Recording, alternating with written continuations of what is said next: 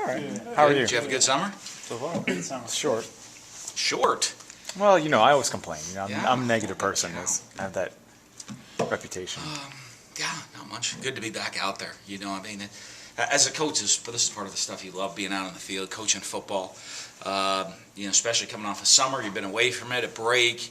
You got a lot of new faces out there, some young people, some older faces that you're going to see really hopefully take another step forward in their careers this year. So, pretty exciting time and good energy out there today. I know everybody, they love, well, what's going on? I mean, we're just still in shorts and a helmet on the first day, so everybody's just trying to figure it out. Even the older guys just getting used to being in the flow of practice. But I like the energy. We're going to rotate. We do have a younger team in a lot of ways.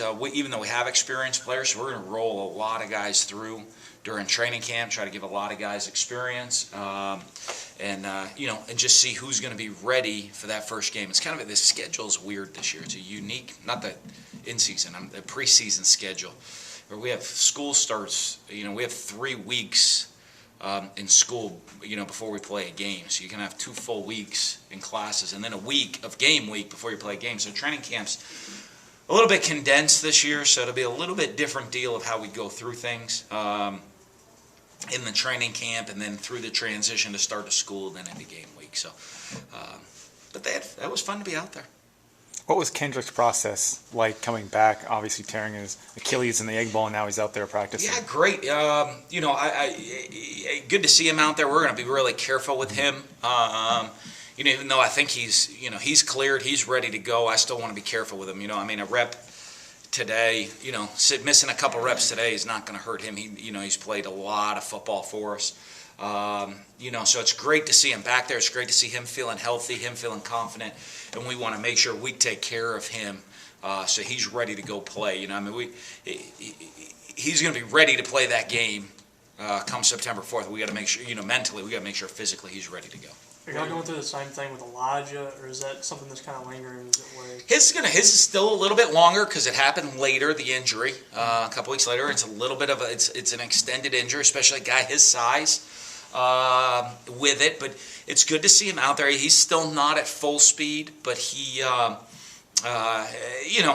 it's good that he's back doing things. He can do just about everything. He's just not at full speed. And it's the same thing. We got to protect him a little bit because, when you have those type of more significant injuries, you really got to protect guys. Jesse Jackson the same way. You got to with a little hamstring issue coming out of spring. Some of the guys have injuries that can potentially cause longer term issues. You're going to be real careful with them. When did you know that Kendrick might be ready for the season? Especially, you look at Jay Hughes, missed a year.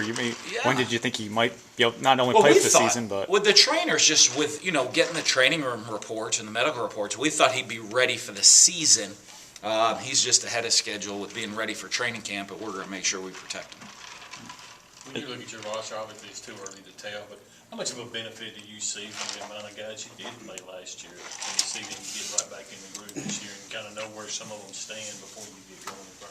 Well, I think there's a lot because guys, you're held to a pretty much higher standard. So guys that were in the rotation, like we judged anybody. If you were in the rotation, you really have to be considered a starter. Unless you were getting 2 or 3 plays or just a sparing. But if you were in a rotation, you really were a starter for us, and you're going to be treated and expected to act that way.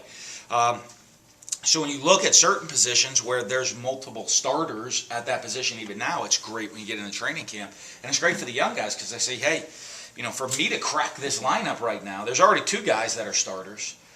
For me to crack the lineup, I gotta play like a third starter at this position. And other positions where, guys know they're not going to get handed that role. We might have to move somebody else in to take your spot if you're not going to be ready to play at the level we need you to. So I think, but it is a big advantage that those guys have been on the field, have that experience. When they get out there on the field, there's a lot of familiarity with the offense. It's a weird, we're kind of a weird team. We're not a lot of seniors, not a lot of sophomores, but there's a lot of juniors. But so if you combine the juniors and seniors, there's quite a few number of players that have played in football games that are older guys. But then you look, and then there's a lot of young guys, freshmen and redshirt freshmen on the roster too. So It's kind of an interesting break, and these guys are going to set a standard, and these guys got to get up to that level if they want to crack the lineup. Still no pads, but how'd those freshmen look in that first day? I don't like freshmen, you know. Trying to figure out if the ball's blown or stuffed out there, you know. I don't. The size of the freshmen, though, looked. I mean, you look at Jamal Peters and Mark McLaurin; they were the tall safeties out there, and even the redshirt freshmen. Yeah, has the freshman class gotten bigger? I guess in the sense of being more prepared physically than in past seasons. Well, maybe not specifically this year, but just over time.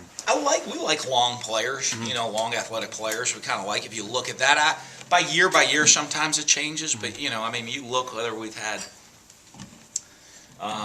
Maybe not at safety, but linebackers like guys like Gary Matt Green. Wells and B-Mac and those, and now you have Gary Green in there, and Trevor Jung, you know, as a young, longer player that we went and got those two guys as younger guys. I like it. I like, especially on the defense side of the ball, I like being big on defense, you know. I mean, I watch Kentucky basketball, and they're like really long and big and pretty big-time defensive units, so I'd like to. You know, you come take the field on us, we look kind of like their defense, maybe the Kentucky basketball defense out there. With the variety of guys at running back, is it a competition for status, or is it just finding ways to get all their skills out there? Well, you know, I mean, it'll be interesting to see if somebody separates themselves. You know what I mean? I think the big one is guys are competing now for reps at this point, and then, you know, as it continues to go, if someone really separates themselves, then they're going to get the majority of the reps. I think with different skill sets that the guys have, they kind of bring a little something different to the table. But a lot of it's going to be on, you know, the big adjustment, especially for young players, is not what they do with the ball in their hand. Right? If they weren't good with the ball in their hand, we probably wouldn't have recruited them to come here. So we know that they're good with the ball in their hand. It's what they do without the ball in their hand is what's going to judge how fast you're ready to go play. Gary's obviously a pretty athletic guy. What have you seen from him developmental-wise? Well, a lot. You know, I think he's got really good leadership potential within the program. Does things the right way. He's a hard worker. You know, and so now what we got to do is take that. He's worked hard to improve his athleticism, gotten a little bigger, faster, stronger throughout the off season, throughout the summer. What we need from him now is that translating that onto the football field and translating it into being a really good football player. You know, and he's a guy we'd really like to see do that quickly to get himself in the rotation. How close is the competition and separation between those backup quarterbacks? Oh, I'd say, it's a ways right now just because we got to see, you know, I've seen guys do different things. I thought Nick had a great spring. Nick Fitzgerald had a really good spring. We got to see that translate and improve coming into fall camp. I've seen Damian played in games before, you know, so he has that experience. You know, those two guys have the edge over the other two right now, just on pure experience alone. But we'll see as camp goes with all of them. I don't think I've ever had 5 quarterbacks in a camp before. I've had 2. That's tricky. Very easy to get reps taken care of with 2. You actually got to, find somebody that can actually just take a breather rep for somebody every once in a while. But 5, the key is the great thing with Dak with his experience is they're all going to get opportunities to go with the ones. We'll pull Dak and let different days let different guys go in with the ones for certain drives just to see how they do. When they're on the field with with that first unit, how they perform with that first unit, and see who's going to give us the best opportunity to win football games. People try to compare Ryan Brown to Preston Smith, but where do you think he stacks up? I guess they look similar in a lot of ways because they're both real tall, long, athletic players. Both a little bit different. I think Ryan's probably a little bit more. A little bit maybe a little stronger, a little more physical, a little more maybe technically sound. Preston had a lot of athletic ability, just natural athletic ability. So a little bit different player, even though there are some similarities. It's Chris Jones' 3rd year in the program. He's a starter now. What are you looking forward from him this season? Well, to play like we expect him to play. I know he gets a lot of the preseason hype and all of this stuff that he's all whatever. But you got to play that way. You know what I mean? I think the worst people are preseason All-Americans. You know, I mean, if you're a preseason All-American, you better be a postseason All-American. That means, if not, you've done a really bad job because people thought you should be really good and then you didn't do it. You know, you know, with a guy like him, we need him to really play like a big-time player, play with a sense of urgency.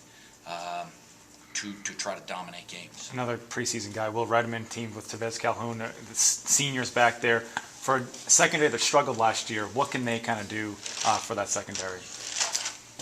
Well, great thing is they both have experience. You know, I guess, you know, Will's not officially a returning starter, even though he made a lot of big plays back there, and he gets a lot, you know, he's the non-returning starter, but he's the one on the lists.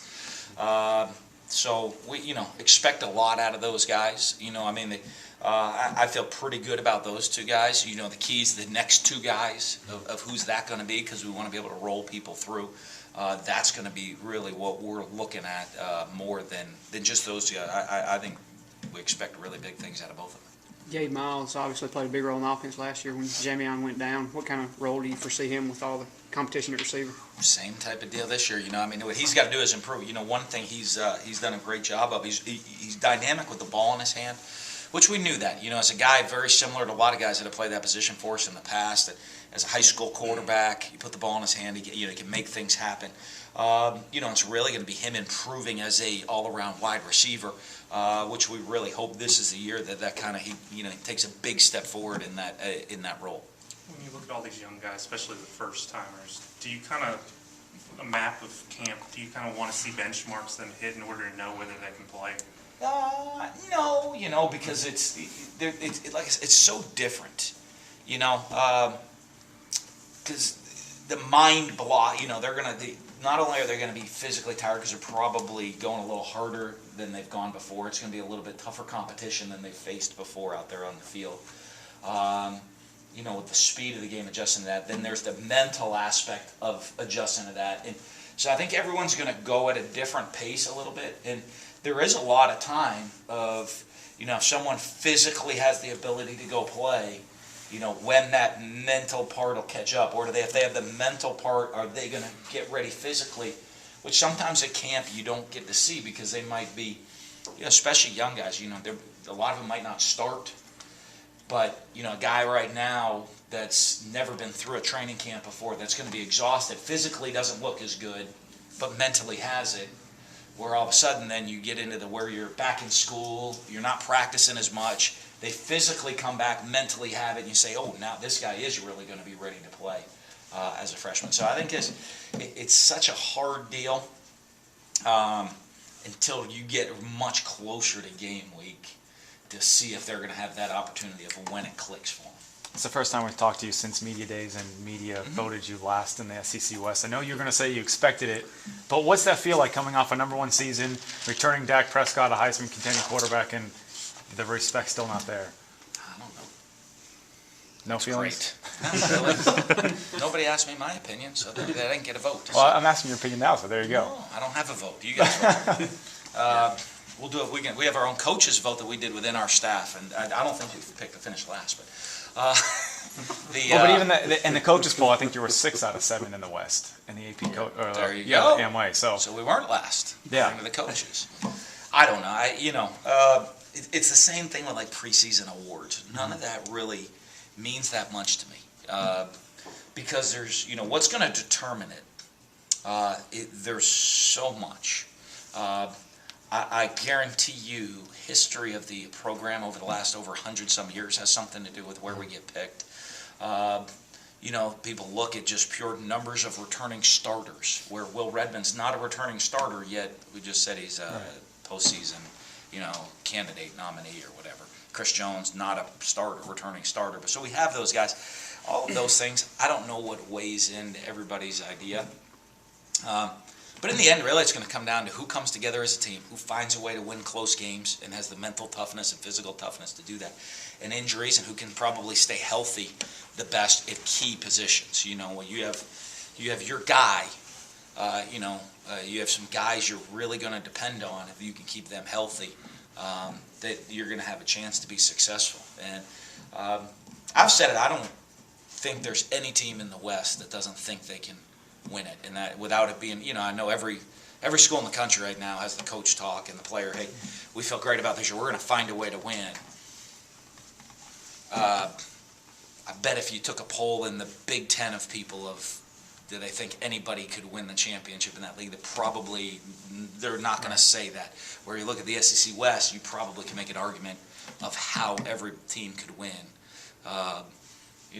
Especially I guess if we have a fifth-year senior quarterback coming back that is a pretty good football player. Do you think the players use that as motivation, or they like y'all and they just really don't care? Maybe not as much as some schools probably would, because a lot of them I think Dax quoted me today. I like that one. I saw like that they picked us last year or something too. I think so, which was good, and that didn't quite turn out that way. So I guess if we could use it as a rallying cry if we thought that we were usually picked first, and then this year they picked us last, but usually they pick us near the bottom. So it's kind of like, that's right.